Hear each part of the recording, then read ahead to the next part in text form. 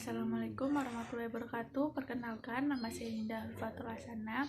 Saya akan memenuhi tugas dari mata pelajaran Sistem Manajemen Mutu tentang validasi, kualifikasi, dan audit mutu yang dibimbing oleh Bu dosen Bu Dewi Rasahati Spam APT.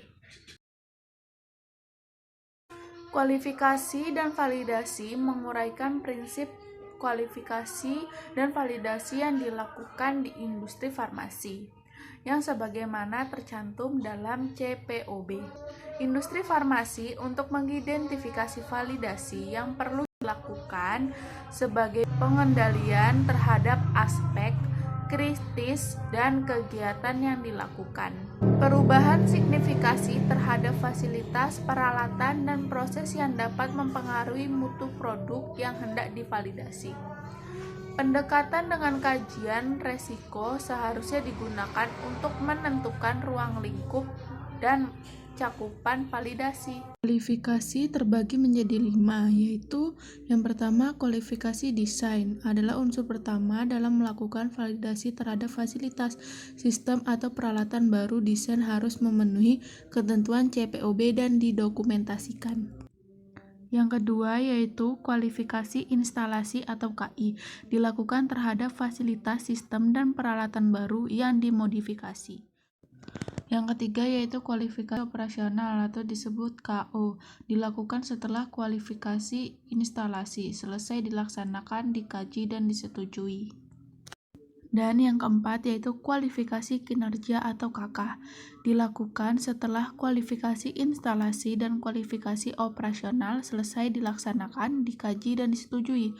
Meskipun kualifikasi kinerja diuraikan sebagai kegiatan terpisah, dalam beberapa kasus pelaksanaannya dapat disatukan dengan kualifikasi operasional.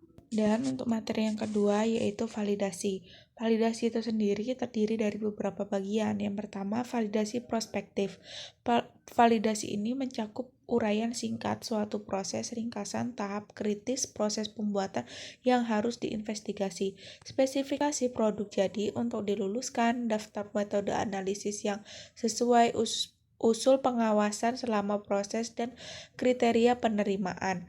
Pengujian tambahan yang akan dilakukan termasuk kriteria penerimaan dan validasi metode analisisnya. Yang kedua yaitu validasi konkuren, yaitu keputusan untuk melakukan validasi konkuren harus dijustifikasi, didokumentasikan, dan disetujui oleh kepala bagian manajemen mutu.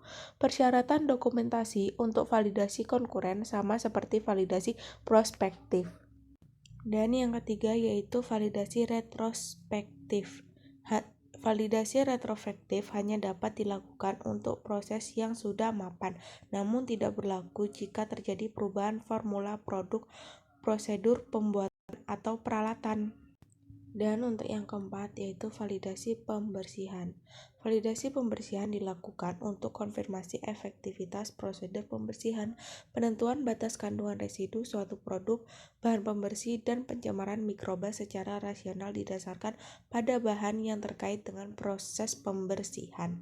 Dan yang kelima yaitu pengendalian perubahan, ketersediaan prosedur tertulis yang merinci langkah yang diambil jika ada usul perubahan terhadap bahan awal, komponen produk, peralatan proses, lingkungan kerja, atau pabrik, metode produksi atau pengujian, ataupun perubahan yang berpengaruh terhadap mutu atau reprodusibilitas proses. Dan yang terakhir yaitu validasi ulang. Validasi ulang secara berkala fasilitas, sistem, proses pembersihan dievaluasi untuk konfirmasi bahwa validasi masih absah. Jika tidak ada perubahan yang signifikan dalam status validasinya, kajian ulang data yang menunjukkan bahwa fasilitas, sistem, dan proses memenuhi persyaratan untuk validasi ulang. Dan untuk materi yang terakhir yaitu audit mutu. Audit mutu yaitu penyelenggaraan audit mutu berguna sebagai pelengkapan inspeksi diri.